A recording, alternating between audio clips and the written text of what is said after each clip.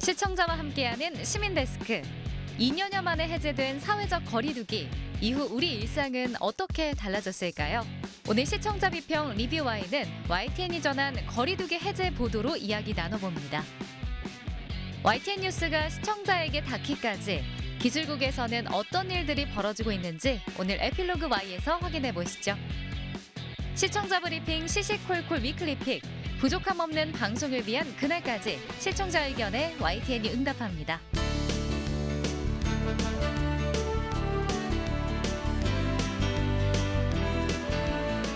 시청자 여러분 안녕하십니까? 시민데스크 호준석입니다. 오래간만에 맞이하는 마스크 없는 가정의 달 5월입니다. 지역 관광, 명소들, 또 요양병원, 여러 시설에서 이제는 가족 단위의 모습이 낯설지가 않습니다. 이렇게 화목한 모습 오래 가려면은 나와 내 가족의 건강이 우선이겠습니다. 장소마다 방역 수칙이 있습니다. 철저하게 지키시면서 건강하고 소중한 5월 보내시기 바랍니다. 이번 주 시민데스크 시청자 비평 리뷰 Y로 시작하겠습니다.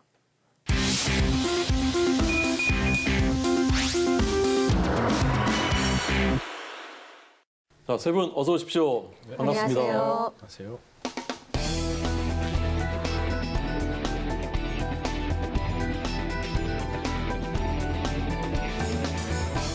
오늘 리뷰 Y 시작하겠습니다. 먼저 정영희 시청자 평가원께서 꼽아주신 오늘의 주제부터 들어보겠습니다. 지난 4월 15일 중앙재난안전대책본부의 사회적 거리두기 해제 발표 후 사회 분위기가 바뀌는 중인데요. 2년 1개월 만입니다. 해제가 적용된 4월 18일부터 YTN도 그와 관련된 내용을 꾸준히 보도하고 있는데요. 오늘은 사회적 거리두기 해제 이후 YTN의 보도를 살펴보도록 하겠습니다. 네, 4월 18일 해제된 사회적 거리두기. 저희가 실외 마스크 의무화 해제는 다음번에 살펴보겠고요. 오늘은 이 사회적 거리두기 해제에 대한 저희 YTN의 보도 살펴보도록 하겠습니다. 네, YTN의 관련 아이템을 살펴보니 그 주제는 크게 세 가지로 구분이 되었는데요.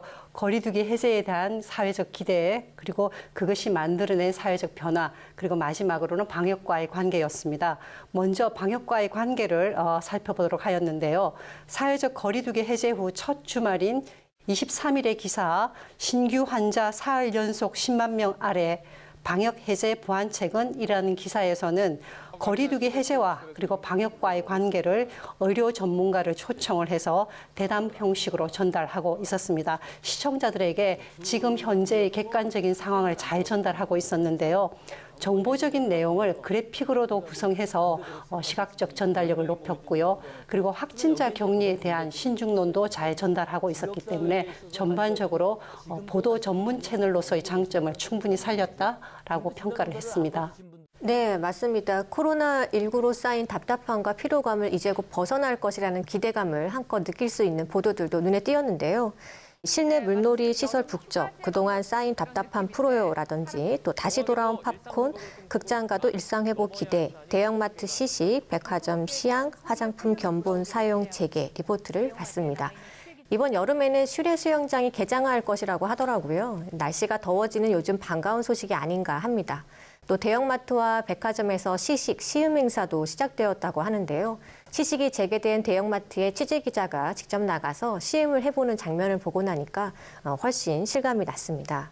네, 영화제, 연등 행사 같은 공식 행사가 재개되었고요. 그리고 스터디 카페 학생들이 좀 많이 붐빈다고 합니다. 그리고 대면 수업 같은 것들, 학생들의 MT 이런 거에 대한 기사들이 좀 많았었고요. 가족의 주말 나들이, 그리고 회식, 그리고 음주 운전의 문제, 경찰들의 단속 이런 것들이 전반적으로 거리두기가 해제된 이후에 일상으로의 복귀 상황 이것에 대한 뉴스를 좀 많이 볼 수가 있었습니다. 아무래도 반가운 소식들이 좀 더 많기는 했습니다. 네, 아마 그 가운데 해외여행에 갈증을 느끼시는 분들 많을 텐데요.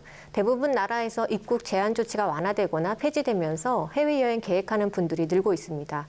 인천공항 북쪽 해외여행 시 꼭 챙겨야 할 것은 보도를 보니까 이 인천공항 이용객이 13만 3천여 명으로 지난해 같은 기간보다 3배 정도 증가했다고 알려졌는데요. 확연히 달라진 분위기를 느낄 수 있었습니다. 해외여행 중 코로나에 걸릴 가능성에 대비해서 여행자 보험도 들 수 있다고 했는데요. 치료비와 입원 비용은 보상이 되지만 코로나 격리를 하며 발생한 숙박비와 식비는 본인이 부담해야 한다고 하니까요. 이런 점은 특별히 알아두면 좋을 정보였다라는 생각이 들었습니다. 네, 특히 한시적인 조치이긴 하지만 접촉 면회가 허용된 요양시설에 관한 보도가 특히 마음에 크게 남았습니다.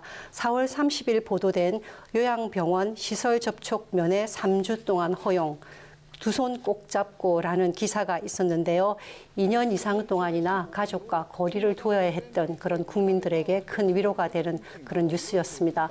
면회 시에 유의 상황도 꼼꼼하게 전달하여서 이 뉴스는 시청자에게 잘 전달된 그리고 마음이 따뜻한 뉴스라고 생각을 했습니다.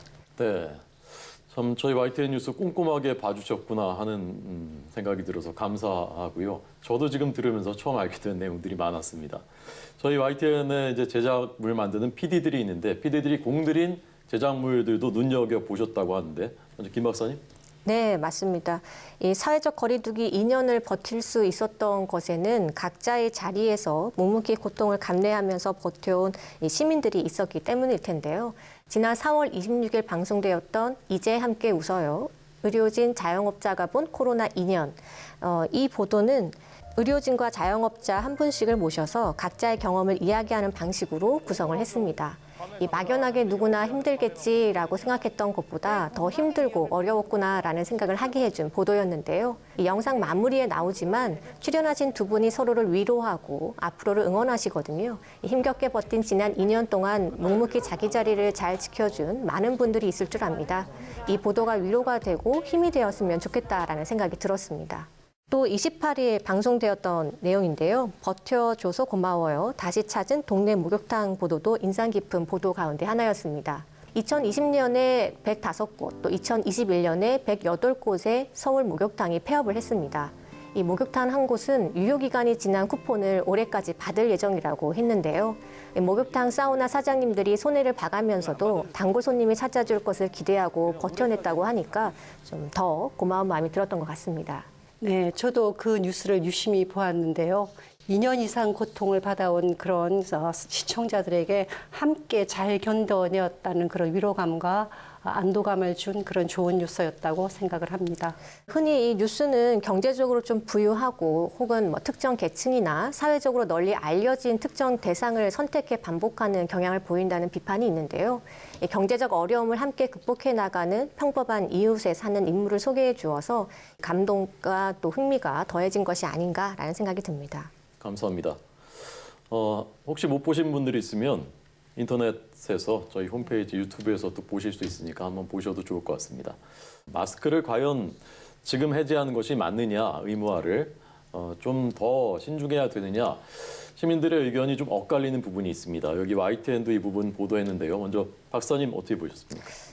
네. 지난 25일 뉴이저에 마스크 벗어야 할까 당신의 생각은을 보면 이 마스크 실외 착용 해제와 관련해서 제작진이 만난 시민들의 찬성과 반대의 의견이 팽팽합니다. 제작진은 300명에 가까운 시민들을 직접 만났다고 하는데요. 스티커 투표로 의견을 물었습니다. 서울 도심 강화문에선 직장인들에게 그리고 고령층이 많이 모이는 종로, 종묘공원 또 젊은 층이 많이 모이는 신촌대학가에서 이 마스크 해제 결정에 대한 시민의 생각을 직접 담았는데요. 먼저 이 보도는 형식 면에서 좀 신선했습니다. 스티커 투표를 이용해서 시민의 뉴스 참여를 이끌어냈거든요. 그리고 내용 면에서 나이와 상황에 따라서 이 마스크 해제 결정에 대한 의견이 다를 수 있다는 점을 보여주어서 흥미로웠습니다. 사회적 거리두기와 마스크 의무화가 조금씩 풀리고 있는 요즘 시민들도 섣부른 결정이 아닌 신중한 정책 판단이 필요하다는 점을 잘 이해하고 있었고요. 가족과 사회 전체의 건강과 안전이 우리 사회에서 매우 중요한 가치를 가지게 되었다는 분위기도 확인할 수 있어서 의미 있는 보도가 아닌가라는 생각을 했습니다. 네, 저는 사실 조금 다르게 생각한 면이 있는데요. 해당 보도가 뉴스 아이템으로서 적절했는지에 대해서 잠깐 생각을 해보았습니다. 왜냐하면 중요한 의사결정을 앞두고 여론조사 결과를 단순히 인용하는 것과 그리고 그 여론조사 과정 자체를 뉴스화해서 자세하게 보여주는 것은 사회적 영향력 면에서 서로 다르기 때문입니다. 여론조사가 비중 있게 보도되어서 전문적인 의사결정을 하는 데 있어서 영향을 주는 것은 조금 지양되어야 되지 않는가라는 생각을 했고요. 오히려 의사결정 후에 시민들이 그것에 대해서 어느 정도 호응하고 어느 정도 반응하는 것을 지속적으로 보여주는 것은 어땠을까라는 생각을 했습니다. 두 분이 좀 다른 시각에서 보셨는데 지금 YTN의 김선중 해설위원 실장 나와 계신데요. 네. 하실 말씀이 있을 것 같습니다. 저는 사실 두 분 지적 모두 공감합니다. 사실 시청자들의 의견을 직접 들어보는 형식 매우 중요합니다. 언론들이 단순히 전문가 집단이나 관료들이 만들어낸 일방적인 여론을 무비판적으로 단순 전달하는 형식이 아니라 실제 시민들이 어떻게 느끼는지 그들의 다양한 견해를 들어보는 건 매우 바람직하다고 생각합니다. 다만 지적하신 것처럼 지나치게 뉴스에 연성화되는 것, 마찬가지로 문제겠죠. 좀 더 과학적이고 객관적인 분석 방법을 도입했으면 더 좋았을 것이다 이런 생각도 해보고요. 이게 전체 여론을 대변한다기보다는 거리에서 만난 다양한 시민들의 생각을 들어본다는 차원이라는 점을 좀 더 강조한다면 여러 우려나 오해도 조금은 불식시킬 수 있다고 봅니다.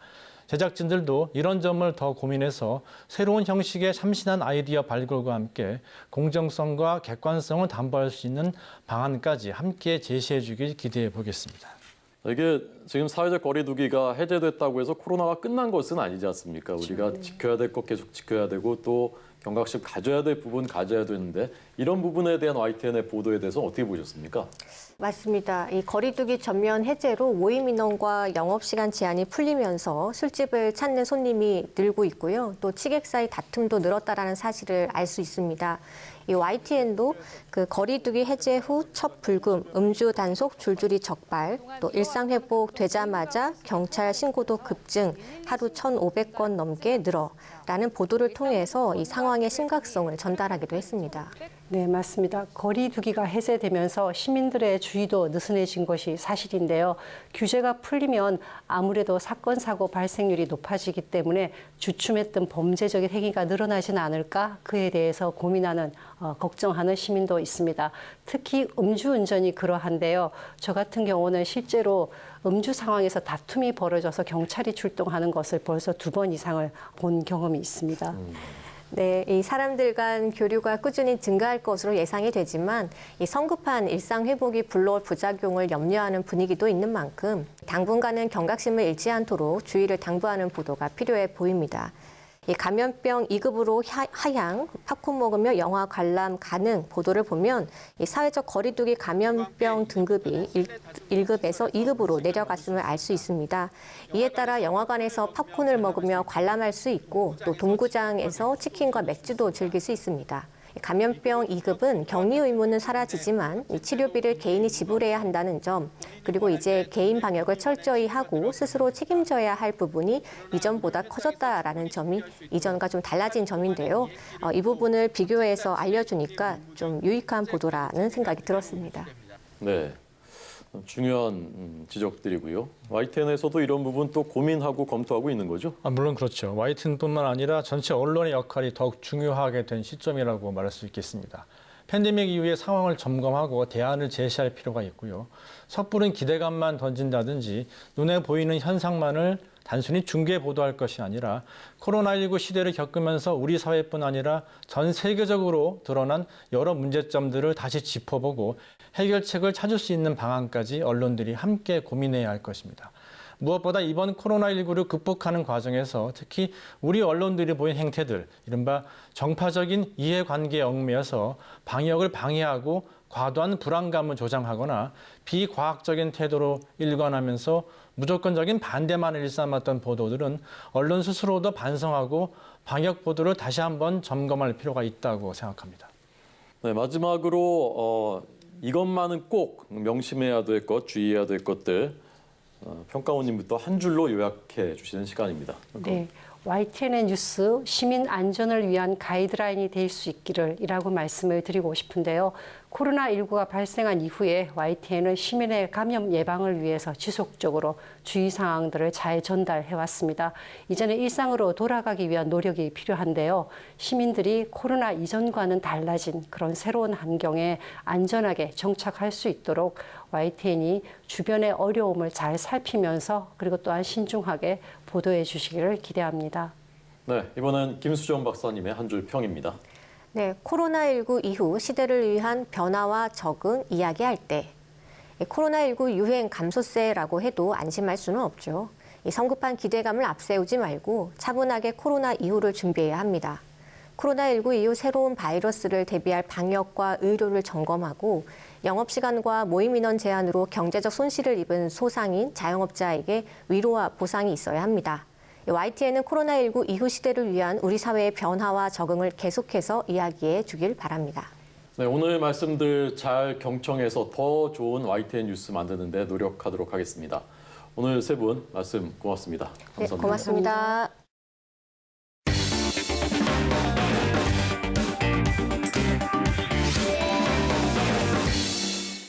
방송에서는 볼 수 없는 뉴스 제작의 뒷이야기를 들어보는 에필로그 Y 시간입니다. 오늘은 YTN 방송이 TV 화면으로 송출되기까지 밤낮 없이 현장을 지키는 기술국의 이야기를 전해드리겠습니다. 전문 엔지니어들이 근무하는 모습 생소하시죠? 지금 바로 만나보시겠습니다.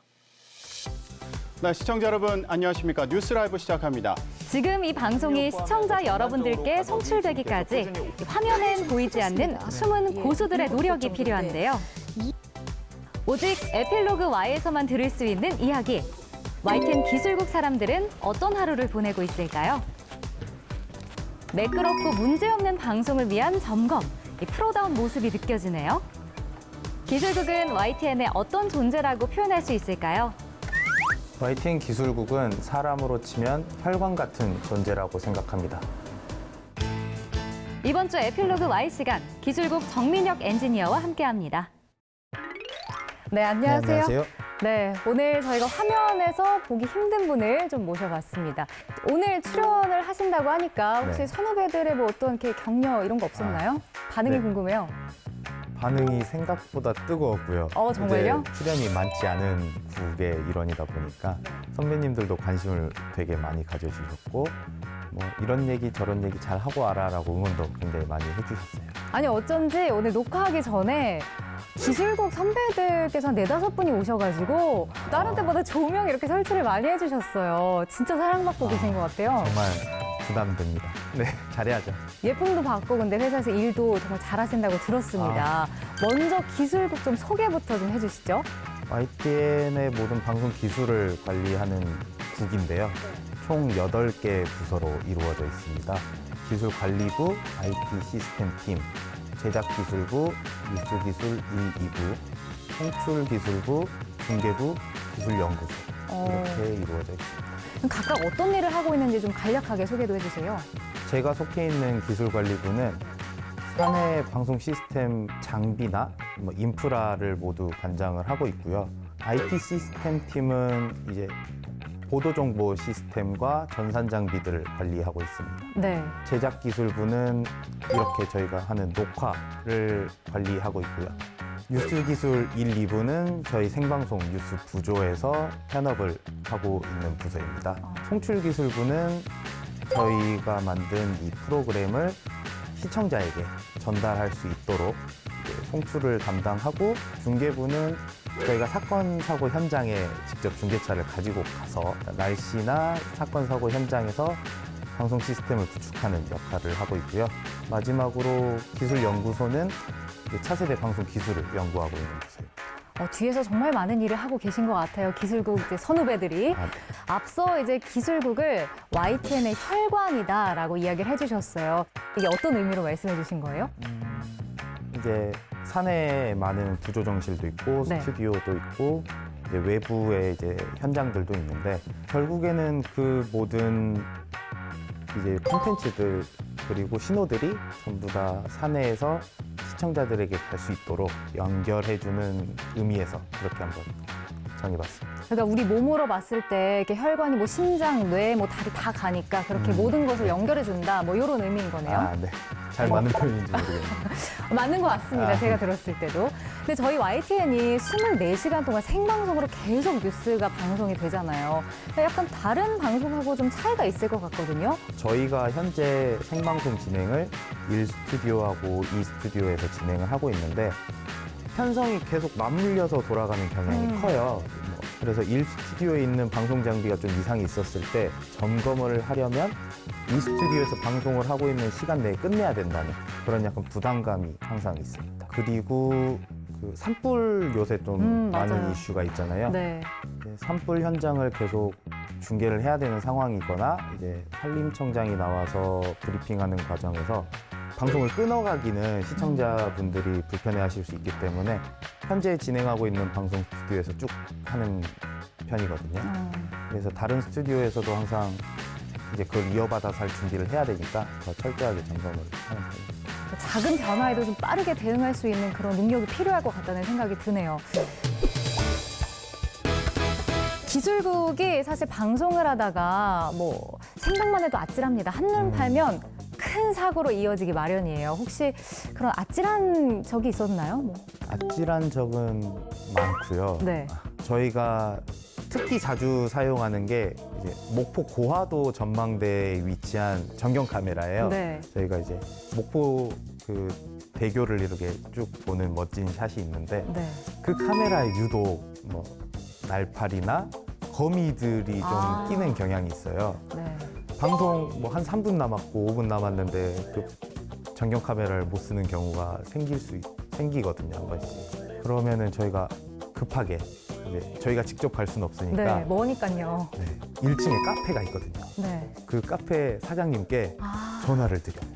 저희가 항상 감사의 말씀을 전하고 싶네요. 그 저희는 왜 특파원이라든지 이런 연결도 사실 많잖아요. 전화도 많고. 이런 것들도 가끔씩 조금 연결이 안 된다든지 이런 사고도 있지 않나요? 아, 네네. 저희가 기술국 내에서 약간 금지어가 같은 게 있어요. 뭐죠? 이런 거. 아, 하는 순간 후배들과 이제 같이 일하는 스태프 선배들은 다 이제 긴장을 하시는 거죠. 근데 저희도 그래요. 안에서 저희도 이렇게 콜을 듣고 있잖아요. 근데 안에서 하면은 같이 이렇게 고개가 들어지고 허리가 펴지는 게 있어요.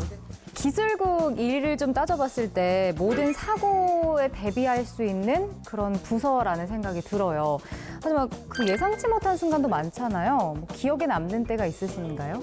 입사한 지 1년 만에 코로나19가 너무 확산이 됐었어요. 그래서 20년도 초반에는 이제 사내 코로나 확진자가 한 명이라도 나오면 네. 건물 사옥 폐쇄가 들어가는 그런 분위기였거든요. 네, 맞아요. 그런데 저희 YTN은 24시간 생방송을 해야 되는데 사옥이 폐쇄되고 이제 직원들이 나가면 방송을 못하는 상황이 생기잖아요. 그래서 이걸 어떻게 대비를 해야 될까, 기술국에서 대비할 수 있는 게 어떤 게 있을까라고 생각을 해보다가 저희가 1층 미디어홀에 새로 간이로 이제 방송 시스템을 구축을 했었어요. 이제 이쪽은 편집부, 이쪽은 부조, 이쪽은 주조, 뭐 이렇게 네. 다 시스템을 다 꾸려놨는데 그래도 다행히 사용을 하지 않아서 다행이었습니다. 올해 혹시 이제 근무하신 지금 얼마나 되셨어요? 몇 년 차신지? 저는 19년도 1월 입사해서 이제 4년 차입니다. 그럼 약간 배워나가고 또 경험을 하는 과정이라고 할 수 있는데 조금 아쉬움이 남는 부분도 있나요? 좀 아쉬운 거는 네. 이제 저희 부조종실의 장비 중에 비디오 스위처라는 장비가 있어요. 시청자분들이 보셨을 때 이제 화면 전환하는 그런 중요한 장비거든요. 작년에 그 장비를 신형으로 교체를 했어요. 굉장히 큰 작업이었는데 저희가 신형 장비가 들어오면은 현재 시스템에 잘 맞나 확인하는 그런 단계가 있어요. 그러니까 테스트를 해보는 거죠? 네, 그렇죠. 이제 과연 이 장비를 도입했을 때 사고가 날지 않을까라고 해서 계속 스트레스도 줘보고 테스트도 해보고 하는데 제가 그 작업에 많이 참여를 못했어요. 제가 부상을 입어서 병가를 한 달 다녔습니다. 그러면은 그런 작업들은 자주 오는 게 아닌가 봐요. 한번 네, 그렇죠. 구입하는 게 좀 오래 걸리죠? 보통 8년에서 10년 정도 사이에 한 번씩 교체하는 장비여서 그래서 좀 더 아쉬움이 남는 것 같습니다. 네, 오늘 기술국을 대표해서 출연해 주셨는데 마지막으로 기술국에서 어떤 존재가 되고 싶으신지 궁금합니다. 기술국에서 이제 담당하는 방송 기술이 물론 신기술도 중요하다고 생각해요. 저희는 SD에서 HD 화질로 넘어갔고 이제 추후에는 UHD까지 가겠죠. 하지만 그 전에 중요한 게 이제 현재까지의 기술을 다 파악하는 거라고 생각을 해요. 신기술보다도 지금까지 선배들이 쌓아오셨던 노하우나 이제 경험들을 좀 빨리 다 배우고 싶어요. 그리고 이거를 좀 배우고 저도 후배들에게 알려줄 수 있고 그렇게 하고 싶은 게 좀 바람입니다. 알겠습니다. 앞으로도 이제 YTN 24시간 생방송을 하면서 사고 없이 좋은 방송 송출할 수 있도록 많이 노력해 주시기 바랍니다. 네. 오늘 함께 해주셔서 고맙습니다. 네, 감사합니다.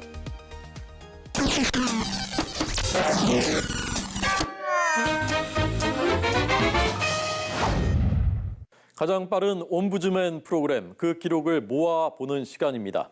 시청자 브리핑 시시콜콜 위클리 픽. 이번 주 시청자 의견 함께 보시죠. 경기 수원시에 사는 A씨는 지난 3월 평소 앓던 당뇨 증세가 나빠져 발가락 4개를 잘라냈습니다. 절단 수술 이후 A씨는 제대로 걷지 못하게 됐고 자유로이 움직이던 일상의 삶을 잃어버렸습니다. 작은 도움이라도 받고자 장애인으로 등록하려 했지만 심사 전문기관 담당자로부터 장애 기준에 해당하지 않는다는 이야기를 듣게 됐습니다. 한쪽 발로는 인정을 안 해준다. 그래서 신청을 해도 소용없다.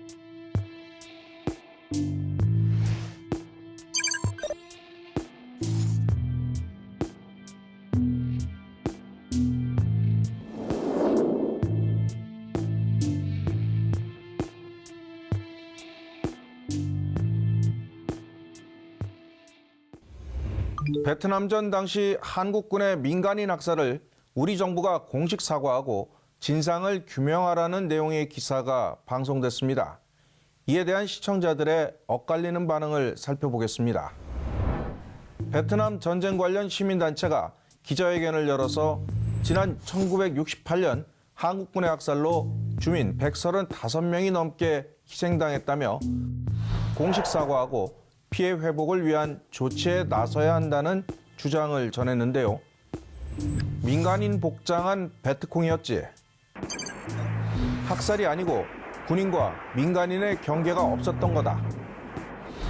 게릴라와 민간인 구분이 잘 안 가니 어쩔 수 없었던 것 아니냐는 주장이 있는가 하면 진상규명 먼저 하고 전범죄가 있다면 보상과 사과가 있어야 한다. 아픈 역사는 그대로 받아들이고 인정하고 사죄해야. 잘못은 깨끗이 인정하고 사죄해야 독일처럼. 특히 사과하고 보상하지 않는다면 일본과 다를 게 없다는 내용이 많았습니다. 더불어 여러 차례 사과하려 했지만 베트남 정부가 받지 않고 있다는 지적도 이어졌습니다. 실제로 김대중 노무현 전 대통령에 이어 문재인 대통령까지 그동안 여러 차례 베트남에 사실상 사과의 뜻을 전했습니다. 하지만 베트남 정부는 승전국이 굳이 사과를 받을 필요가 없다는 입장을 고수하고 있어서 유감의 뜻이라는 애매한 표현이 쓰이고 있습니다. 그래서 현재는 베트남 정부가 아닌 민간 그리고 시민단체 차원의 문제 제기만 이어지고 있습니다. 이번 보도에 대해 시청자위원회는 긍정적인 평가를 했습니다. 한국 군인에 의한 그 베트남 민간인 학살 사건에 대해서 베트남인들이 어떤 진상 규명과 화해를 위한 위원회에 그 사건 규명을 위한 청원서를 제출한 그 그 일에 대해서 다른 매체에서는 거의 보도가 되지 않거나 한겨레 정도에 대해서만 한겨레 정도만 이렇게 보도가 간단히 넘어갔는데 YTN에서는 이 부분을 또 기사로 만들어 주시고 하셨더라고요. 양국 간의 미묘한 입장차 등으로 명확히 정리가 되지 않은 상황이지만 진실을 위한 규명이라면 외면하지 않고 관련 내용을 계속 전하겠습니다. 코로나19 양성 숫자를 보도할 때 정확한 위험도라든가 그 발생 이유를 알 수 없을 것 같아서 몇 명 검사를 했는데 그중에서 몇 명이 양성 판정이 나왔다. 이렇게 좀 보도를 해주시면 고맙겠습니다.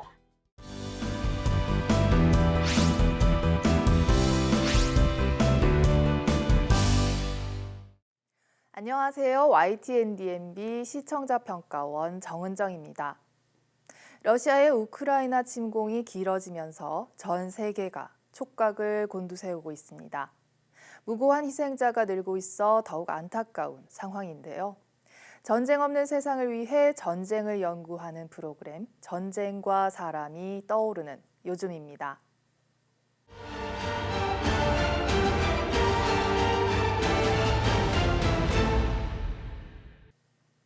뉴스멘터리 전쟁과 사람에서는 최강 외인 부대로 손꼽히는 프랑스 외인 부대를 다뤘습니다.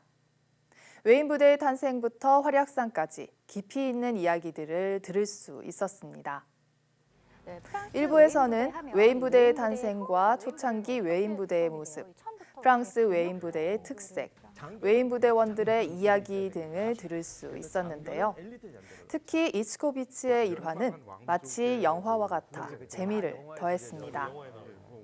초창기 외인 부대가 식민지 전쟁에 주로 투입되었기 때문에 이번 주제가 자칫 식민지 전쟁을 옹호하는 것으로 비치지 않도록 조심스러운 접근을 했다는 것을 진행자를 통해 밝힌 점도 인상 깊었습니다. 2부에서는 프랑스 외인 부대의 활약상과 정규군으로서 재탄생할 수 있었던 이야기를 소개했습니다. 1부와 마찬가지로 진행자들은 적절한 정리와 질문을 통해 프로그램의 흐름을 잡아주고 호흡을 가다듬는 역할을 톡톡히 해줬습니다. 전쟁과 사람은 스튜디오에서 함께 이야기를 나누는 형식으로 진행되는데요. 중간에 특별히 영상이 길게 삽입되거나 세부 코너가 있는 것이 아닌데다 전쟁이라는 전문 분야를 다루기 때문에 자칫 지루해지기 쉽습니다. 이를 방지하기 위해 먼저 1, 2부 도입부를 통해 핵심 내용을 요약하고 이야기 중간에는 그림과 영상 자료들을 적절히 활용해 화면을 달리 배치하기도 하면서 시청자들이 흥미를 잃지 않고 이야기에 몰입할 수 있도록 하고 있습니다. 또한 주로 이야기로 설명하는 만큼 출연진의 말도 중요한 부분만 자막으로 표현하고 강조 자막, 말풍선 등을 활용함으로써 시청자들이 이야기를 들으면서 동시에 자막을 읽어야 할 때 느낄 수 있는 피로감을 줄였습니다. 마지막으로 국가보다 부대에 충성하는 외인 부대를 통해서 얻을 수 있는 메시지를 묻는 질문에 순수하게 군사적 관점에서 군인에게 소중한 것은 무엇인지에 대한 교훈을 얻을 수 있는 곳이 바로 외인 부대가 아닐까 한다는 전문가의 대답이 이번 주제의 핵심이 아닐까 생각해 봅니다. 전쟁과 사람은 프랑스 외인 부대를 2부에 걸쳐 소개했습니다. 전쟁은 반드시 승자와 패자가 있고 희생자가 있습니다. 그렇기 때문에 전쟁을 단순히 흥미거리로 취급하지 않으려는 전쟁과 사람의 진지한 태도가 프로그램을 더욱 의미 있게 만드는 중요한 요소라는 생각이 들었습니다.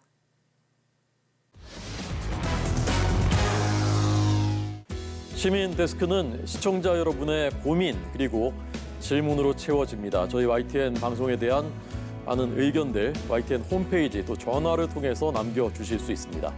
저는 다음 주에 더 유익한 내용으로 돌아오겠습니다. 시청해주신 여러분 고맙습니다.